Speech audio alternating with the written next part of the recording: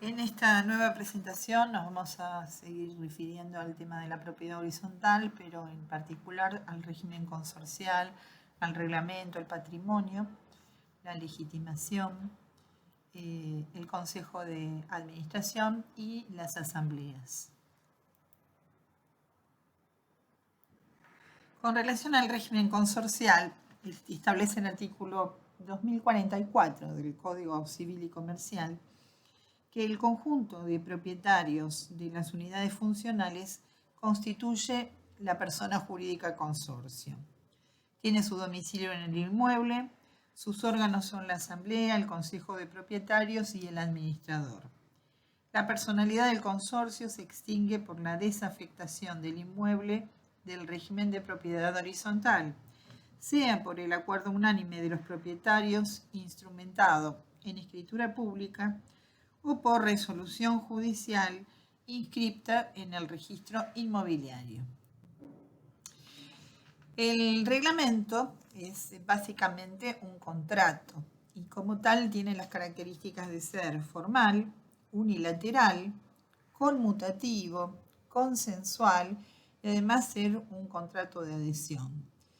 Eso ocurre cuando se produce la incorporación al consorcio, que va a implicar la total e incondicional adhesión a las cláusulas y previsiones que se encuentren contenidas en el reglamento.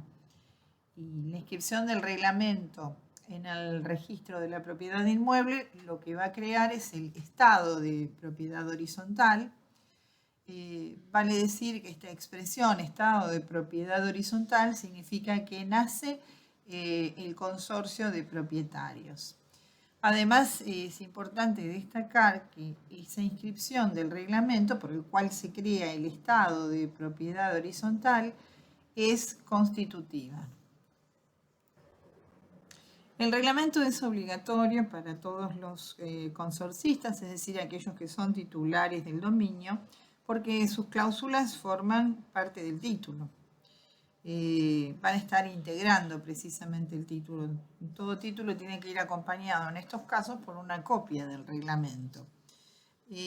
También es obligatorio para los terceros que ocupan las unidades funcionales, como podrían ser los locatarios, que también tienen que observar el reglamento en los términos en que se encuentre su última redacción, es decir, su redacción actual. La reforma al reglamento está prevista en el artículo 2057 del Código Civil y Comercial, pero solamente contempla cláusulas reglamentarias. Es decir, que nos va a hablar de una mayoría no menor de las 2/3 partes sobre el total de los copropietarios y no sobre los que estén o estaban presentes en la asamblea. Y además las modificaciones al reglamento van a tener que consignarse en escritura pública. Las cláusulas del reglamento pueden ser de dos tipos, estatutarias o reglamentarias. Estatutarias son, por ejemplo, la atribución de derechos a los distintos propietarios, los porcentuales o alícuotas que se establecen en el reglamento con respecto a las partes comunes, la proporción en las expensas y el destino que van a tener las unidades. Para modificar este tipo de cláusulas estatutarias se va a requerir la unanimidad, es decir, el voto a favor de todos los integrantes del consorcio. En cambio, las cláusulas reglamentarias son todas las otras cláusulas del reglamento que se van a modificar con un voto no menor a las 2/3 partes. El reglamento puede prever una mayoría diferente que la que fija la ley para su modificación, pero ese porcentual nunca puede ser inferior a las 2/3 partes.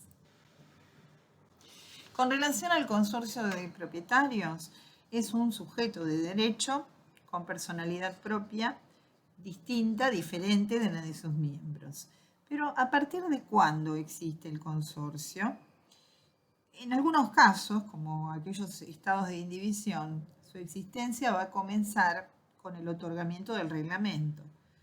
Esto ocurre, por ejemplo, cuando la atribución del derecho individual sobre cada sector privativo es a consecuencia de una partición, de un condominio preexistente y de la adjudicación de las unidades funcionales que componen el edificio, lo que casi siempre es simultáneo con el otorgamiento del reglamento. Todas las disposiciones del reglamento van a ser oponibles a los propietarios con su otorgamiento y a los terceros a partir de la inscripción registral, porque esta a su vez es la que legitima a los terceros para poder accionar contra el consorcio.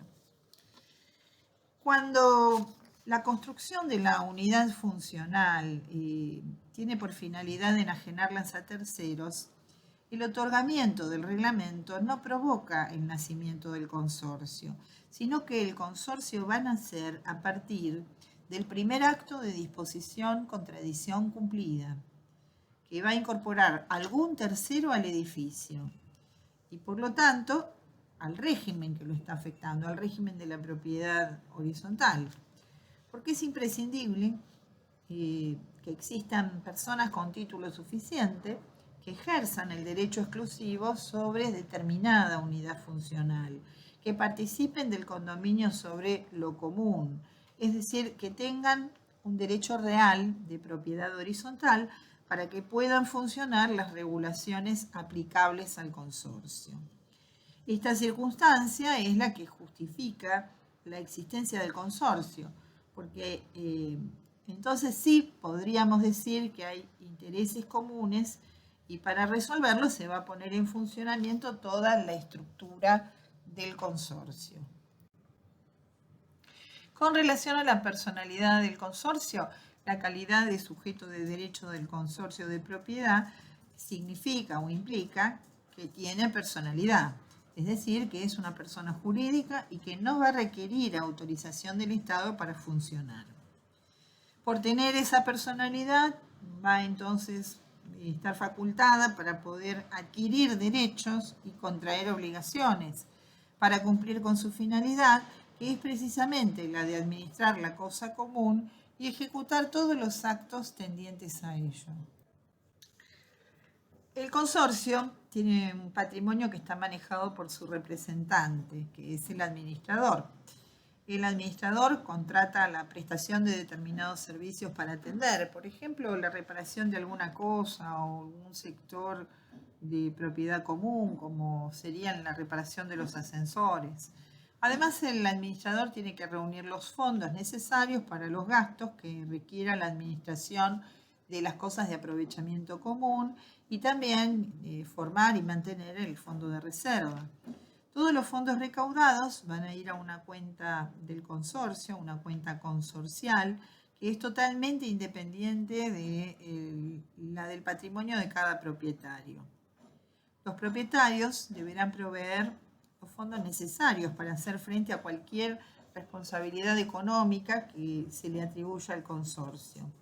Y el consorcio es el único titular del crédito por expensas y de los intereses moratorios que correspondan reglamentariamente percibir de aquel copropietario que no realice el pago a término. El consorcio, en cuanto a la legitimación de propietarios en uso de atribuciones propias del ejercicio de administrar la cosa común y de velar por los intereses de la comunidad consorcial, está legitimado activamente para poder realizar todas las gestiones y diligencias que tiendan a esa finalidad.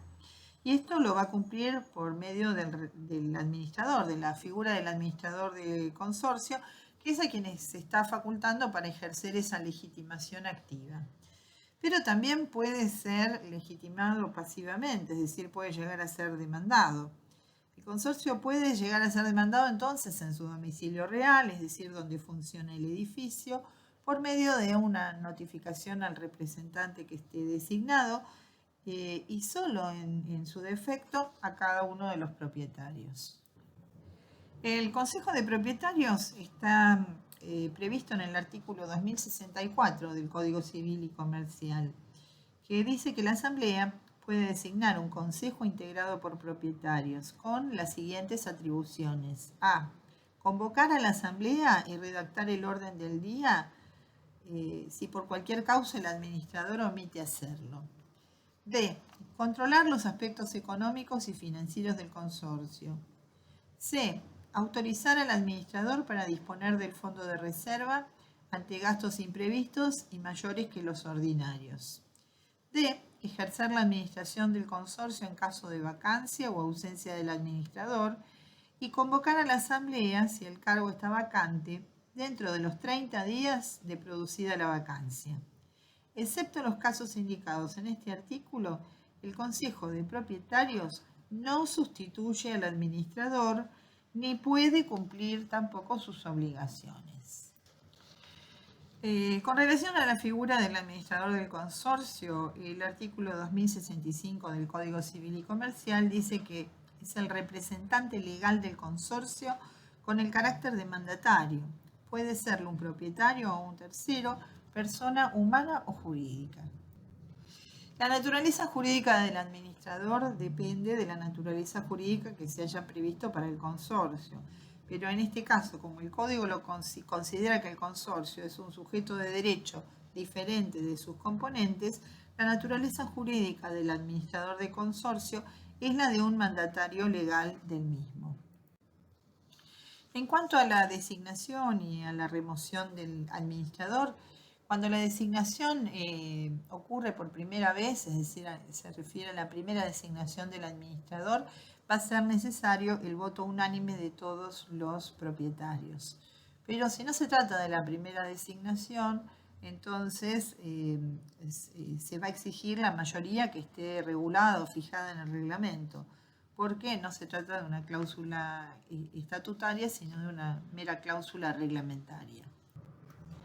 El artículo 2066, con relación a este tema, dice que el administrador designado en el reglamento de propiedad horizontal cesa en oportunidad de la primera asamblea si no es ratificado en ella. La primera asamblea debe realizarse dentro de los 90 días de cumplidos los 2 años del otorgamiento del reglamento o del momento en que se encuentren ocupadas el 50% de las unidades funcionales, lo que ocurra primero. Los administradores sucesivos deben ser nombrados y removidos por la asamblea sin que ello importe la reforma del reglamento de propiedad horizontal. Pueden ser removidos sin expresión de causa.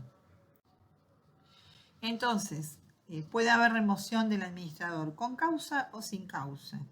Pero como ahora la remoción no implica modificar el reglamento, entonces se necesita la mayoría que fije el reglamento, es decir, que se van a aplicar las normas del mandato. Bueno, las causales reconocidas como causales de remoción es porque se ha tomado esa decisión de removerlo por fallecimiento, por renuncia o porque ha concluido el periodo de su mandato.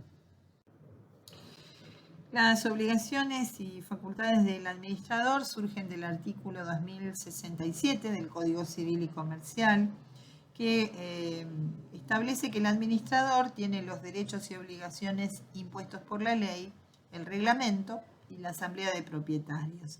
En especial debe a. Convocar a la asamblea y redactar el orden del día. B. Ejecutar las decisiones de la asamblea. C. Atender a la conservación de las cosas y partes comunes y a la seguridad de la estructura del edificio y dar cumplimiento a todas las normas de seguridad y verificaciones impuestas por las reglamentaciones locales. D. Practicar la cuenta de expensas y recaudar los fondos necesarios para satisfacerlas. Para disponer total o parcialmente del fondo de reserva ante gastos imprevistos y mayores que los ordinarios, el administrador debe requerir la autorización previa del Consejo de Propietarios. E. Rendir cuentas documentada dentro de los 60 días de la fecha de cierre del ejercicio financiero fijado en el reglamento de propiedad horizontal. F. Nombrar y despedir al personal del consorcio con acuerdo de la asamblea convocada al efecto. G. Cumplir con las obligaciones derivadas de la legislación laboral, previsional y tributaria. H. Mantener asegurado el inmueble con un seguro integral de consorcios que incluya incendio, responsabilidad civil y demás riesgos de práctica, aparte de asegurar otros riesgos que la asamblea resuelva cubrir. y llevar en legal forma los libros de actas de administración, de registro de propietarios, de registros de firmas y cualquier otro que exija la reglamentación local. También debe archivar cronológicamente las liquidaciones de expensas y conservar todos los antecedentes documentales de la constitución del consorcio y de las sucesivas administraciones. J. En caso de renuncia o remoción dentro de los 15 días hábiles, debe entregar al Consejo de Propietarios los activos existentes, libros y documentos del consorcio y rendir cuentas documentadas. K. Notificar a todos los propietarios inmediatamente y en ningún caso después de las 48 horas hábiles de recibir la comunicación respectiva, la existencia de reclamos administrativos o judiciales que afecten al consorcio.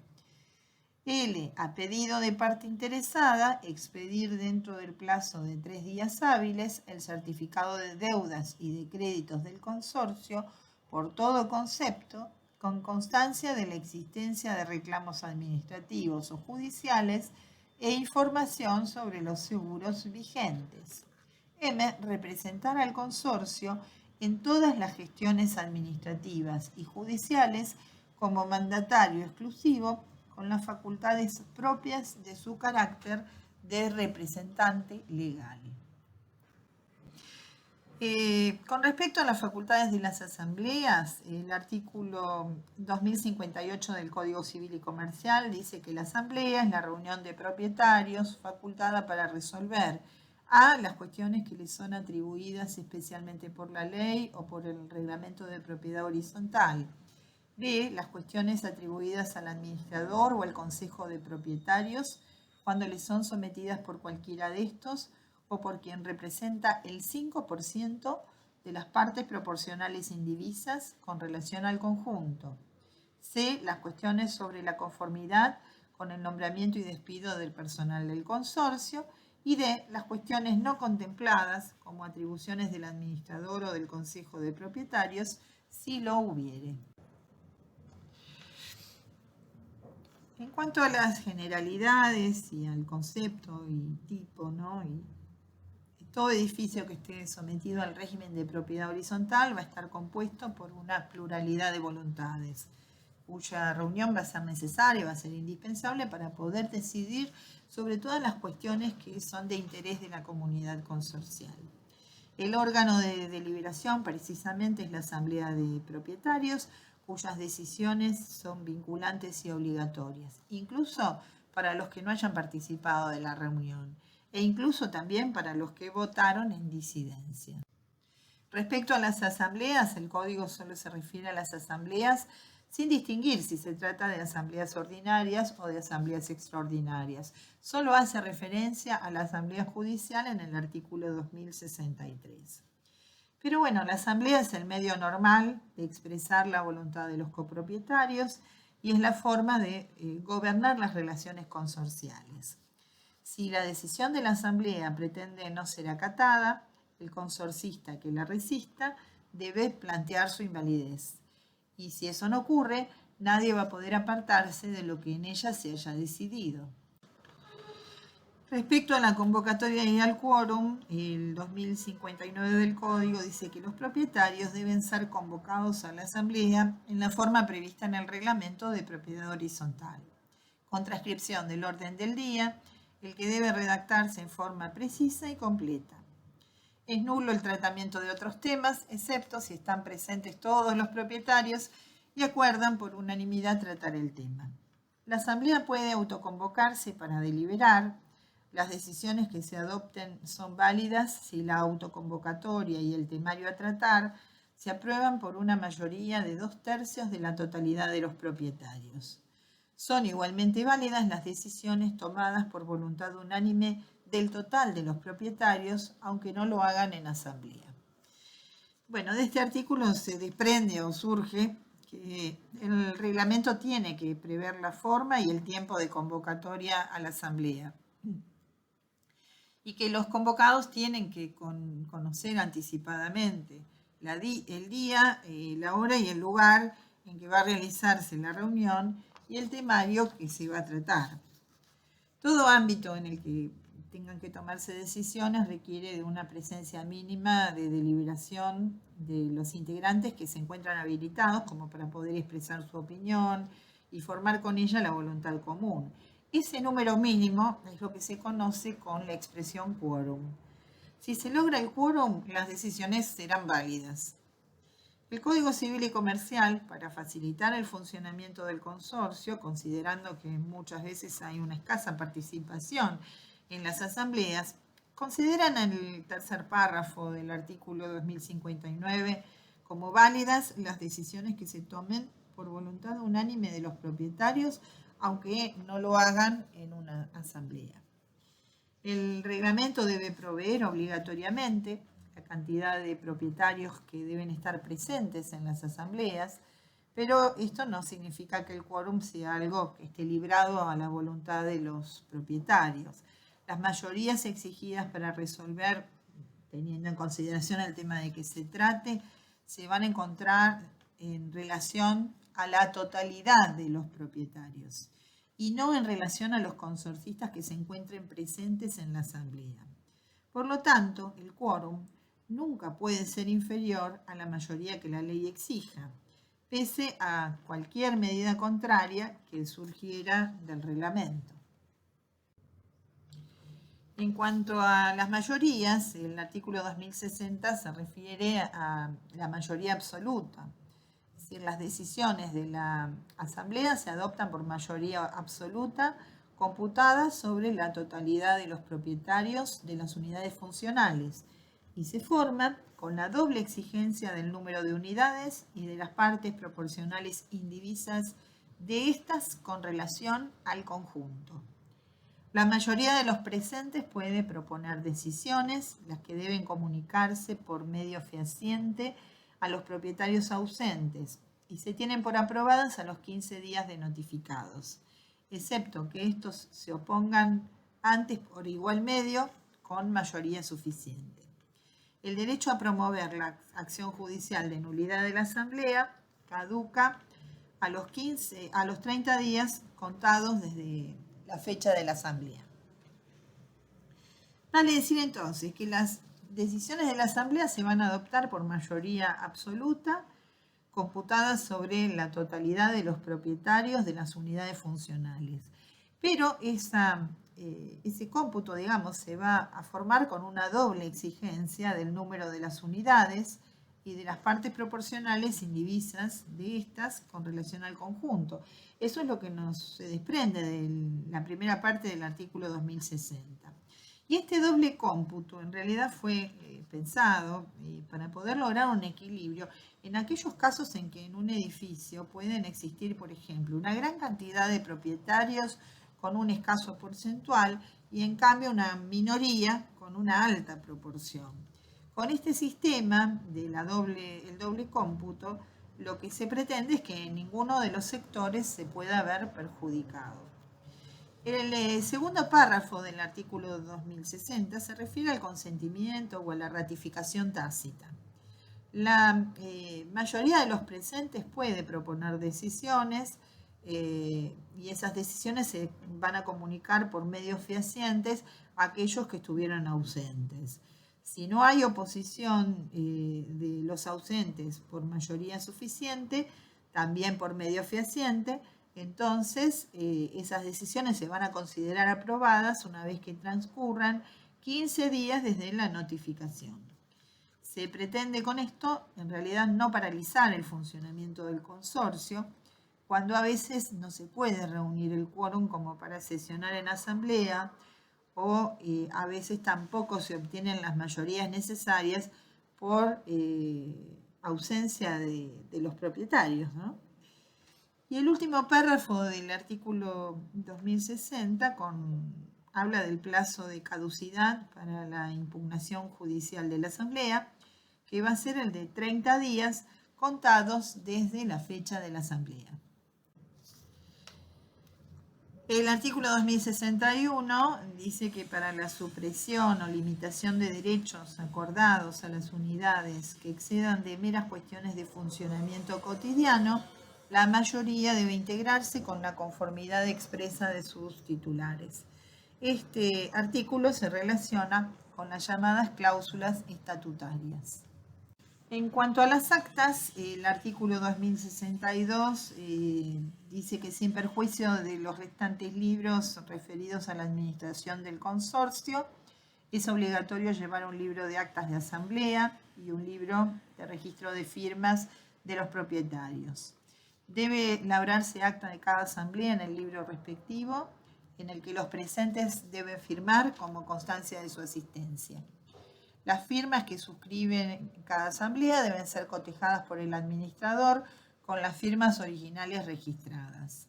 Las actas deben confeccionarse por un secretario de actas elegido por los propietarios.